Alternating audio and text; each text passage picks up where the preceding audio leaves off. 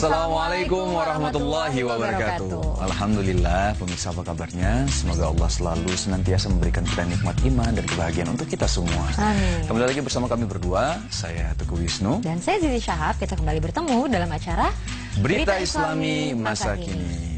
Ya, yang pertama nih. Yang pertama, apa tuh? Serius, karena pembahasan kita yang pertama ini serius dan menyeramkan. Apa tuh? Orang terakhir yang keluar dari neraka. Orang yang terakhir keluar dari neraka. Nerakanya segitu ya. Kan? Maksudnya apa ya sih ya? Aku juga masih nggak terlalu ngerti nih. Sebenarnya siapa sih orang yang terakhir keluar dari neraka dan terakhir juga masuk ke surga? Oke. Kita langsung lihat saja ya penjelasannya ya. Pemirsa, ini dia.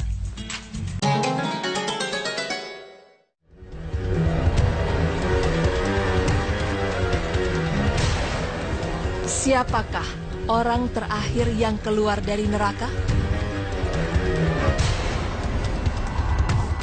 Pemirsa, mengenai surga dan neraka, tentunya kita sudah mengetahui informasi cukup banyak mengenai seperti apa isinya. Namun muncul pertanyaan yang cukup menggelitik mengenai informasi siapakah orang terakhir yang keluar dari neraka, sekaligus menjadi orang terakhir yang masuk surga. Berangkat dari pertanyaan tersebut, kali ini Berita Islami Masa Kini akan menjawabnya untuk Anda. Untuk menjawab hal ini, ada kisah dari Abu Hurairah dalam hadis Sahih Muslim nomor 182 dan Sahih Bukhari 7437. Ia telah menceritakan hal ini juga kepada Atta' bin Yazid Al-La'id, bahwasanya para sahabat pernah bertanya kepada Rasulullah SAW, apakah engkau akan melihat Tuhan kami kelak pada hari kiamat? Maka Rasulullah SAW balik bertanya, apakah kamu sekalian merasa kesulitan melihat bulan pada malam purnama? Mereka menjawab, tidak. Selanjutnya Rasulullah SAW bertanya lagi, apakah kalian merasa kesulitan melihat matahari yang tidak ada awan yang menghalangi? Mereka menjawab, tidak. Mendengar jawaban itu, Rasulullah SAW bersabda, seperti itulah kamu sekalian akan melihatnya. Pada hari kiamat nanti, Allah akan mengumpulkan seluruh umat manusia, lalu Allah berfirman kepada mereka, hendaknya setiap orang mengikuti sesuatu yang disembahnya selama di dunia. Oleh karena itu, orang yang menyembah matahari mengikuti matahari, orang yang menyembah bulan mengikuti bulan, dan orang yang menyembah berhala mengikuti berhala. Sedangkan orang-orang munafik dari kalangan umat Muhammad tetap berdiri di tempat dan tidak bergerak sama sekali, karena yang disembah oleh mereka tidak jelas.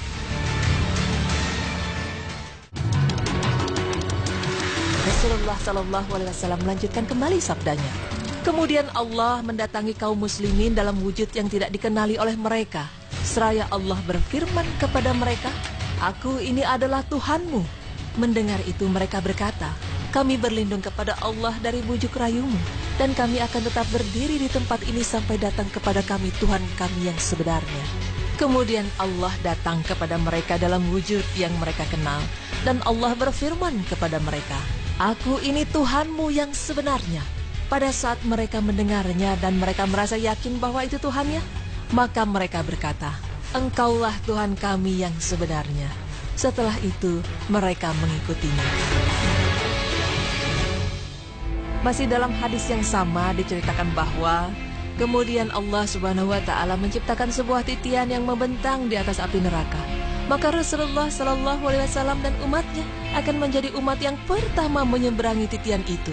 Pada saat itu, tidak ada seorang pun yang dapat berbicara selain para rasul, di mana ketika itu para rasul berdoa, ya Allah, selamatkanlah. Ya Allah, selamatkanlah. Sementara di dalam neraka jahanam terdapat besi-besi yang melengkung bagaikan lengkungan pancing, seperti duri pohon sa'dan, nama pohon yang berduri. Hanya saja besarnya tidak terkirakan, dan hanya Allah yang mengetahui ukurannya. Besi-besi inilah yang kelak akan mengait orang-orang yang sedang meniti titian itu sesuai dengan kadar dosa masing-masing, di mana orang yang teguh dengan amalnya akan selamat dari kaitannya, sementara orang yang berdosa akan terkait tetapi akhirnya dilepaskan. Setelah Allah selesai mengadili hamba-hambanya dan dia berkehendak mengeluarkan penghuni neraka dengan rahmatnya, maka Allah memberikan perintah kepada para malaikatnya untuk mengeluarkan mereka yang patut mendapat rahmatnya, yaitu orang yang tidak pernah menyekutukannya dengan sesuatu apapun selama hidup di dunia. Di antara orang yang patut mendapatkan rahmatnya adalah orang yang mengatakan bahwa tidak ada Tuhan yang patut disembah selain Allah. Kemudian para malaikat yang mendapat perintah itu segera mengenali mereka, dan mereka mengenalinya melalui tanda bekas sujud yang ada pada kening mereka. Karena hanya bekas sujudlah bagian tubuh manusia yang tidak akan hangus dibakar api neraka, di mana Allah telah mengharamkan api neraka untuk membakarnya dan menghanguskannya. Kemudian para malaikat segera mengeluarkan mereka dalam keadaan yang sudah pada hangus, lalu disiramkan ke tubuh mereka air kehidupan atau air pemulihan. Akibat siraman air kehidupan itulah akhirnya mereka tumbuh dan pulih kembali seperti sedia kala, bagaikan tumbuhnya biji-bijian setelah terjadi banjir besar, di mana mereka tumbuh dalam keadaan masih muda dan besar. Setelah Allah selesai mengadili dan memvonis hamba-hambanya, tiba-tiba terlihat seseorang yang masih tertinggal, sedang mengarahkan pandangannya ke arah neraka. Pemirsa, orang yang tersebutlah yang pada akhirnya menjadi orang yang paling terakhir keluar dari neraka dan terakhir masuk surga. Kemudian pada Allah, dia memohon, "Wahai Tuhanku, palingkan mukaku dari neraka, karena baunya telah meracuniku, dan kobaran apinya telah membakarku." Permohonan itu diulangnya berulang kali. Dan akhirnya Allah berfirman kepadanya, "Seandainya aku mengabulkan permintaanmu ini, apakah kiranya kamu tidak akan mengajukan permohonan yang lain?" Maka orang itu menjawab, "Tidak." Kemudian dia berjanji dengan sungguh-sungguh kepada Allah bahwa dia tidak akan mengajukan permohonan apapun lagi. Akhirnya permohonan itu dikabulkan Allah, di mana Allah memalingkan muka orang itu dari neraka. Akan tetapi, ketika dia dihadapkan ke arah surga dan dia menyaksikan kemegahan yang ada di baliknya, maka dia terdiam dalam beberapa saat. Lalu dia memohon kepada Allah, "Wahai Tuhanku, sampaikanlah aku ke dalam pintu surga." Mendengar hal itu, Allah berfirman kepadanya, "Bukankah kamu telah berjanji dengan sungguh-sungguh bahwa kamu tidak akan memohon lagi kepadaku selain permohonanmu yang telah aku kabulkan tadi? Celakalah kamu, wahai anak Adam, kamu telah memungkiri janjimu sendiri, dan aku tidak akan mengabulkan permohonanmu ini."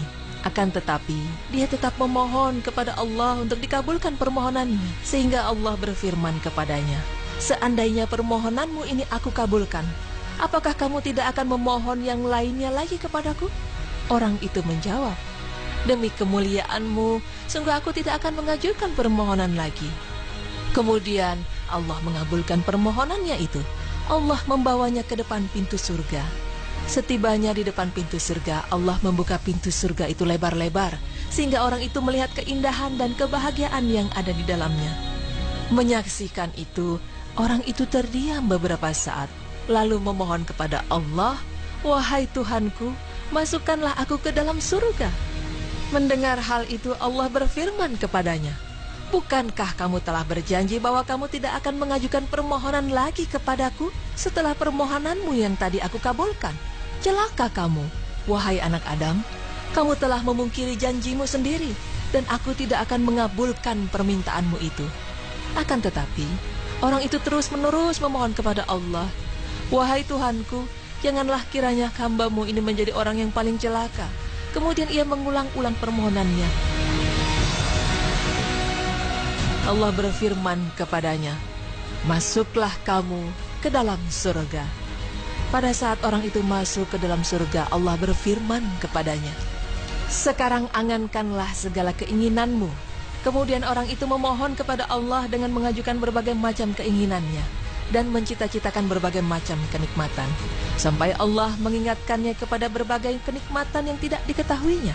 Lalu Allah berfirman kepadanya, "Nikmatilah olehmu kemewahan dan kenikmatan yang telah disediakan ini, bahkan akan ditambah lagi dengan berbagai kenikmatan sebanyak itu pula." Ya, pemirsa beriman, dialah orang terakhir yang akan keluar dari neraka, di mana Allah Subhanahu wa Ta'ala menjadikan ia sebagai orang terakhir yang masuk surga. Allah Maha berkehendak untuk mengeluarkan penghuni neraka dengan rahmat-Nya. Semoga kita merupakan orang yang mendapat rahmat dari Allah Subhanahu wa Ta'ala, sehingga kita bisa diselamatkan dari neraka dan merasakan nikmatnya surga.